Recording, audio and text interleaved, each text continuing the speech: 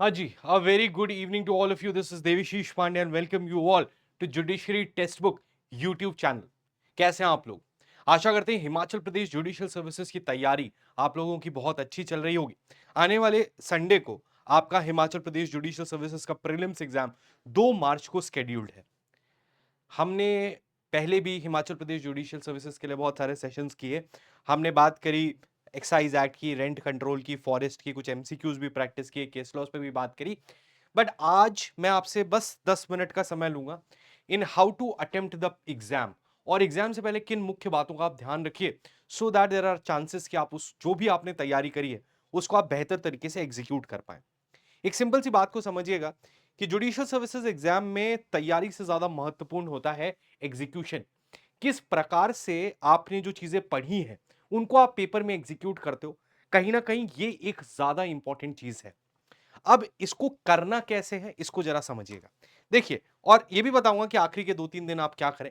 देखिए, जब आप Himachal Pradesh judicial services exam की बात करते हैं तो उसके बेसिकली जो 3 मेन कंपोनेंट्स हैं, पहला है मेजर लॉज। उसका कारण यह है कि आप देखेंगे तो जो मेजर लॉज हैं उससे आपको 15-20 और कई कई बार 30-30 क्वेश्चन देखने को मिलते हैं। यानी कि सीपीसी, सीआरपीसी, आईपीसी, इन 3 एक्ट से आपको सबसे ज्यादा क्वेश्चंस देखने को मिलते हैं पेपर में, और यहां तक कि एविडेंस और टीपीए से भी। तो सबसे एक मेजर चंक जो है वो मेजर लॉस का है। उसके बाद जो सेकंड चंक है वो है केस लॉस का, जहां पे आपको देखने को मिलता है कि 150 क्वेश्चंस जो आपके हिमाचल के प्रीलिम्स में आते हैं उसमें आपको 10 से 15 या उससे ज्यादा भी केस लॉस देखने को मिल सकते हैं, जो कि रीसेंट और लैंडमार्क दोनों हो सकते हैं। और तीसरा है जो आपके माइनर लॉस है। तो ये 3 कंपोनेंट्स के आधार पर आप हिमाचल के पेपर को बांटते हैं। अब आपको समझना क्या है, आखिरी टाइम में आपको क्या करना है इस पे जरा ध्यान दीजिएगा कि अगर आपके जो मेजर सब्जेक्ट्स हैं यानी कि जो सीआरपीसी, सीपीसी, आईपीसी है, इसमें से आइडेंटिफाई करिए कि कौन सा सब्जेक्ट आपको बेहतर तरीके से तैयार है। जो सब्जेक्ट बेहतर तरीके से तैयार है उसके अलावा जो अच्छे से तैयार है उनको आप बार बार रिवाइज करिए, और जैसे ही आप उसको रिवाइज करेंगे तो वो आपके लिए ज्यादा इफेक्टिव बन पाएगा। करो तो वो इफेक्टिव हो पाएगा, ठीक है। इन एडिशन टू दैट आप क्या कर सकते हैं, इन एडिशन टू दैट आप क्या कर सकते हैं, केस लॉस की लिस्ट। मैंने बार बार बोला है कि अगर आपने केस लॉस की लिस्ट बनाई है लैंडमार्क और रीसेंट केस लॉस की, तो वो बहुत बेहतर है। वरना एक लिस्ट मैंने भी आपको प्रोवाइड किया, अदरवाइज भी आपको इंटरनेट से कहीं से भी कोई लिस्ट मिलती है केस लॉस की, तो लास्ट टाइम में आप सिर्फ इतना कर सकते हो कि उनका एक प्रिंट आउट निकालो और आने वाले 3-4 दिन में सिर्फ उनको ऊपर ऊपर से एक एक बार देखते जाओ। अब एमसीक्यू लगाने का समय नहीं है, एमसीक्यू पे फोकस मत करो, सिर्फ उन सब्जेक्ट से फोकस करो जो आपको कम अच्छे से तैयार है। जो ज्यादा से अच्छे से तैयार है उनको आप थोड़ा साइड में कर सकते हो। इन एडिशन टू दैट जो माइनर लॉज है, अब देखो अगर किसी ने वाइल्ड लाइफ अभी तक नहीं पढ़ा है तो वो उसको छोड़ सकता है, कोई प्रॉब्लम नहीं है। 2 से 3 क्वेश्चन आएंगे और अब आप अगर उसको पढ़ने बैठोगे तो उसको याद भी नहीं कर पाओगे। सिमिलरली फॉरेस्ट एक्ट के साथ आएंगे 2 से 3 क्वेश्चन, 3 से ज्यादा भी आ सकते हैं, लेकिन अब अगर आप उसको याद करने बैठोगे तो आप उसको याद भी नहीं कर पाओगे, और जो पुरानी चीजें हैं उनको सही से एग्जीक्यूट भी नहीं कर पाओगे। तो हमको करना क्या है कि जितनी भी चीजें हमने करी हैं उनका लास्ट टाइम में 2-3 बार रिवीजन जितने भी समय है उसमें आप करिए। केस लॉस पे फोकस करेगा, मेजर लॉस पे फोकस करेगा। माइनर में अगर कुछ छूट गया है, जैसे मैंने आपको बताया, अगर फॉरेस्ट वाइल्ड लाइफ आपका नहीं हो पाया या आपको कम उसमें डाउट है कि आपसे नहीं बनेगा, तो उसको छोड़ के आप लिमिटेशन एसआरए पढ़ लो, क्योंकि उससे क्वेश्चन भी ज्यादा आने की संभावना है और सही होने की भी ज्यादा संभावना है। अगर आपने अच्छे से पढ़ा है वाइल्ड लाइफ, फॉरेस्ट सब कुछ, तो उसको अच्छे से रिवाइज करके जाना, लेकिन अगर नहीं किया है तब की पॉसिबिलिटी मैं आपको बता रहा हूं। अब बात करते हैं पेपर को अटेम्प्ट कैसे करना है। ये इंपॉर्टेंट डिस्कशन है जो मैं आपके साथ करना चाहता था। देखिए, एक बात को समझिएगा कि सबसे पहले तो बेसिक बेसिक चीजें हैं ही है कि आप अपना एडमिट कार्ड का प्रिंट आउट निकाल लीजिएगा, एक दिन पहले पहुंच जाइएगा। जो भी आपके उसमें इंस्ट्रक्शंस लिखे हुए हैं with reference to the ID card और बाकी चीजें, उनको ध्यान से मान लीजिएगा।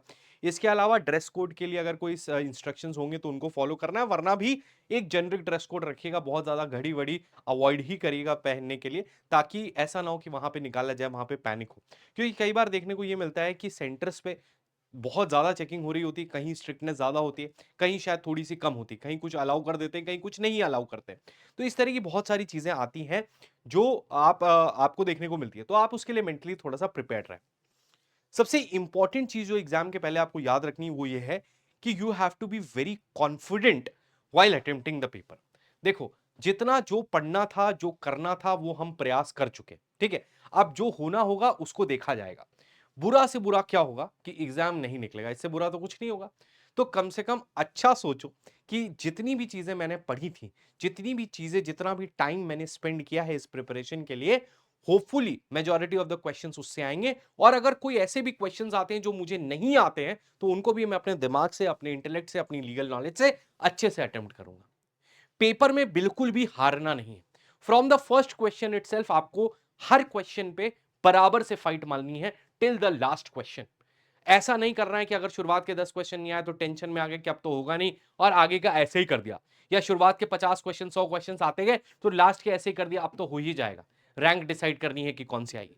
तो इस तरीके की दोनों ही अप्रोचेस आपको नहीं लेनी है, आपको एक बैलेंस्ड अप्रोच रखनी है, काम रहना है। क्वेश्चंस को 2 बार पढ़ो अगर आपको दिक्कत हो रही है, एक बार में आपको लग रहा है, बिल्कुल भी ऐसी गलती ना करना कि इनकरेक्ट पूछा गया कि कौन सा इनकरेक्ट है और करेक्ट मार के आ गए जल्दीबाजी में। देखो, क्वेश्चन पेपर में पेपर को करने भर का समय सबके पास होता है। अगर आप ये सोचोगे कि आप इस तरीके से करो कि जल्दी जल्दी कंप्लीट हो जाए, तो उसमें क्वेश्चन गलत पढ़ लेते हो, ऑप्शंस गलत पढ़ लेते हो और 2-3 क्वेश्चन इस तरह से गलत हो जाते हैं। ये एक हाई कट ऑफ वाला एग्जाम है जिसमें आपके पास मार्जिन ऑफ एरर बहुत कम है। तो ऐसी परिस्थिति में इस चीज को आप समझेंगे। इन एडिशन टू दैट, आपको गोले वोले भरने में तो कोई दिक्कत नहीं होनी चाहिए। आइडियल सिचुएशन में जो क्वेश्चन आप कर रहे हो उस साथ साथ में ही ओएमआर शीट में सर्कल भर लेना, क्योंकि बाद में जब होता है तो आप कई बार क्वेश्चंस चेंज करते हो, और जब आप क्वेश्चंस चेंज करते हो तो उसमें बहुत सारे सही भी गलत होते हैं। कम से कम पेपर में 4 से 5 ऐसे क्वेश्चन आएंगे जो आपको लगता होगा कि मैंने किए हैं, मुझे याद थे, लेकिन मुझे वहां पे याद नहीं आ रहे। हर एक स्टूडेंट के साथ बार बार ये चीज होती है, तो इसके लिए बहुत ज्यादा परेशान नहीं होना है, ऐसा नहीं सोचना है कि अब कैसे होगा कैसे नहीं होगा। इस बात को भी विशेष ध्यान रखना है। ये सारे पार्ट एंड पार्सल हैं, कोई ऐसी दिक्कत नहीं है। नेगेटिव मार्किंग नहीं है, पेपर पूरा अटेम्प्ट करना है, कोई भी ऐसा सीन नहीं है कि क्या करना है क्या नहीं करना है। बट कोशिश करो कि पहले वो क्वेश्चंस करो जो आपको आते हैं, और उसके बाद लास्ट में जो क्वेश्चन में 50-50 है उसमें आप तुक्का मार दो, और जिस क्वेश्चन में कुछ भी नहीं आता है उसमें मेरा सजेशन है, आप मान भी सकते हो नहीं भी मान सकते हो, मेरा सजेशन है कि अगर 10 क्वेश्चंस ऐसे हैं जो आपको नहीं आते हैं, तो 10 में कोई एक ही ऑप्शन मारना, यानी ए बी सी या डी। तो प्रोबेबिलिटी जो है वो आंसर्स के सही होने की ज्यादा होगी। बाकी अगर आपको कोई भी रीजनेबल लगता है या लगता है कि वो नियर टू दैट है, तो आप उसको कर सकते हैं। ठीक है। So these are the things that you can follow while giving your exam. In addition to that बस इतना ही कहूंगा कि आराम से पेपर देना, बहुत भाग्यशाली हो, पेपर देने का मौका मिला है, जितनी पढ़ाई करिए अच्छी है, कोई दिक्कत की बात नहीं है। अपन कोशिश करते हैं, अपन ट्राई करते हैं, अपन अच्छे से करके आएंगे, जो भी पढ़ा है उसको अच्छे से देके आएंगे। जो भी रिजल्ट होगा that's not the end of the day. हम और भी चीजें हैं हमारे लाइफ में करने को, और भी एग्जाम्स हम अच्छे से करेंगे। अभी से बस ये मत सोचो कि मेरा ये रह गया वो रह गया, और बेहतर कर सकते थे या और अच्छा कर सकते थे। आप अभी जो आपने किया है, जो आपने पढ़ा है, उसको अच्छे से एग्जीक्यूट करना ही सबसे ज्यादा इंपॉर्टेंट है। तो इस जर्नी के लिए मतलब अब जो आपका एग्जाम आने वाला है, थोड़े टाइम तक हम जुड़े रहे हिमाचल प्रदेश जुडिशियल सर्विसेज के लिए। कुछ कुछ चीजें मैंने अपनी तरफ से जो हो सकी वो प्रोवाइड करी। तो wishing you all the very best, आप सभी को बहुत बहुत ढेर सारी शुभकामनाएं। आशा करते हैं, उम्मीद करते हैं, जो भी मेहनत, जो भी टाइम आपने स्टडीज में इन्वेस्ट किया है वो आपके काम आए, और आपने जितनी भी तैयारी की उस हिसाब से आप बेस्ट परफॉर्म करें। और अगर आपने वाकई में सब कुछ सही से किया तो आपका सिलेक्शन भी हो, ऐसी भी हम उम्मीद करते हैं। तो all the very best to each one of you. बहुत ही आराम से, ध्यान से, बिल्कुल प्रेशर मत लेना। सुबह कुछ नाश्ता वाश्ता करके जाना, खाली पेट मत जाना, क्योंकि 3 पेपर्स हैं, 1-1 घंटे का शायद ब्रेक है, वो आप चेक कर लेना। तो have some food with you, वहाँ क्या मिले क्या ना मिले, एक दिन पहले पहुंच जाना, और आराम से बढ़िया से पेपर दे के आना, इंजॉय करना द प्रोसेस को। And wishing all my dear learners best of luck for this exam. That's all from my side. Thank you so much. फिर अपन मिलते हैं एग्जाम के बाद। भारतीय साक्ष्य अधिनियम में शुरू कर रहा हूँ for the purpose of Chhattisgarh, Gujarat, UP, जितने भी स्टेट्स में आने वाला है। ट्यूसडे या वेंसडे से भारतीय साक्ष्य अधिनियम की डिटेल्ड क्लासेस यूट्यूब पे कंप्लीटली फ्री आपको मिलने वाली हैं। तो पेपर दे आइए, लौट आइए मंडे ट्यूसडे तक, फिर हम शुरू करते हैं विद द भारतीय साक्ष्य अधिनियम, ताकि जो भी नेक्स्ट एग्जाम्स होंगे उनमें आपको मदद मिले। ठीक है। That's all for the day. Thank you so much everyone. Bye bye, take care and जय हिंद।